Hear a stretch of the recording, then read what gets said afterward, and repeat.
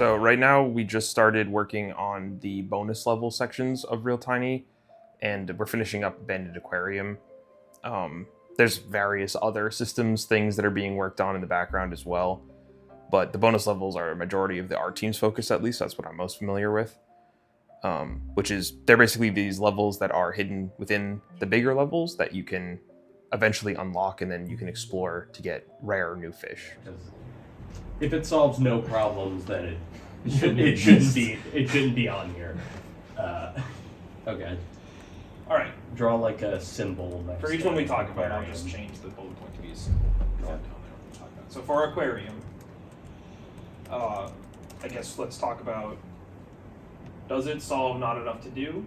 I would say yes. Yes. Does it solve grindy? No. Does it solve minigame isn't enough? No. Does not fix fish aren't reactive? I think it does increase reward for fish variety. Yes, it does do that. So for like the levels themselves, I generally start on sticky notes, like these guys here.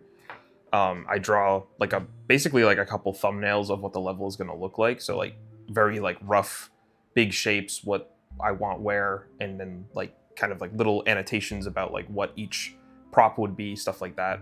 Then I bring that around to the team and I say like, what are the problems with this design? Like, is there a programming issue if we do this? Is there an art issue if we do this? So and so, whatever. Normally I do a couple just to make sure that like everything is covered. Sometimes it's just like, yeah, that makes the most sense, so let's just do it that way.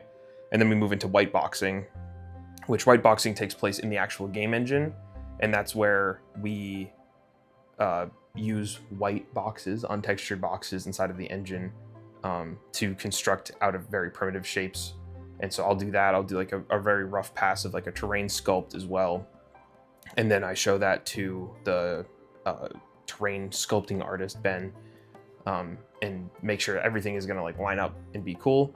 And then if that's all good, we pass that along. And then throughout that whole process, I'm thinking about like where fishing spots are gonna be, where hidden spots could be, and then like how big that spot could be, how many fish should be there, and then what type of fish eventually is at the very end.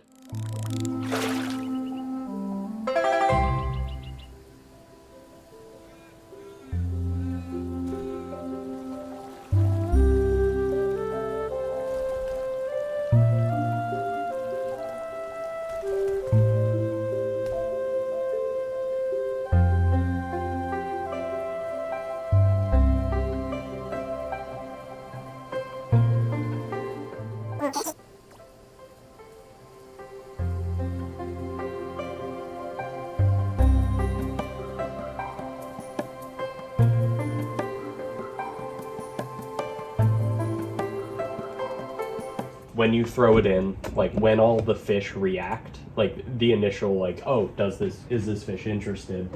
One of three icons or models or whatever would appear above the fish, depending on if they are immediately acting like this guy is.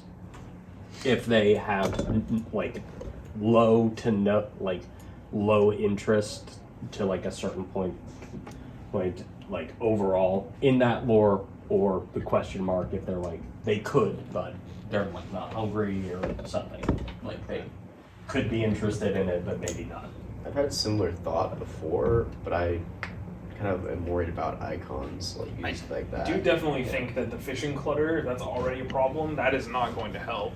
Well, it wouldn't be like permanent. It would be Yeah, like I see. it would be in like as soon as it happens and then fade away.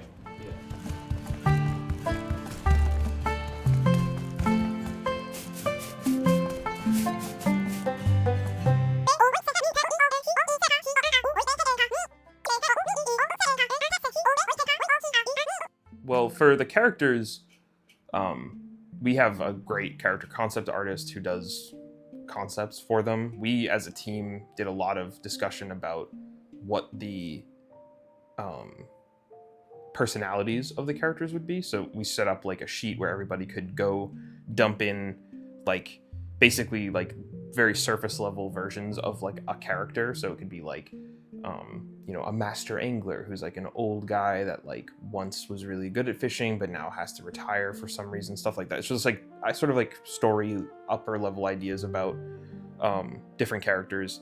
Then we went through, me and the character artist went through, and we'd picked out the ones that made the most sense for whatever like characters we wanted in the game, and then we did a poll inside of our Discord to figure out like animals that would make the most sense for those character archetypes that we had created, and then from there we picked the one that we thought made the most sense aesthetically and design wise, and then we were off. Let the writers write the character, and then the gameplay follows with all that.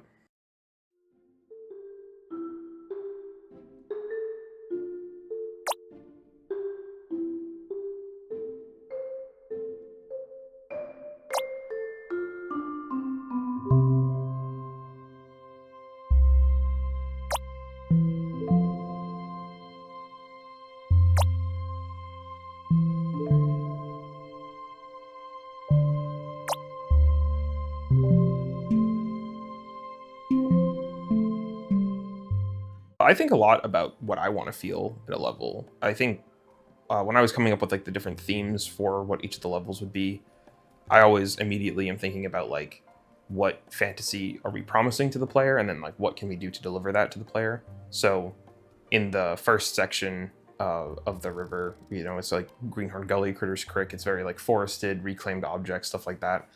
I love any media where there's like a tiny guy living in reclaimed human objects, like the Borrowers or the Secret World of Arietti. And so like that is like the feeling that I want to give to the player. And then for like the ocean levels or for the abandoned aquarium levels, you know, there's like different aesthetic fantasies that people imagine that they'll see when they go to a place like that as a tiny creature. And so it's about thinking about all of the things that we need to make, and then prioritizing them in an order that is actually doable by our small team.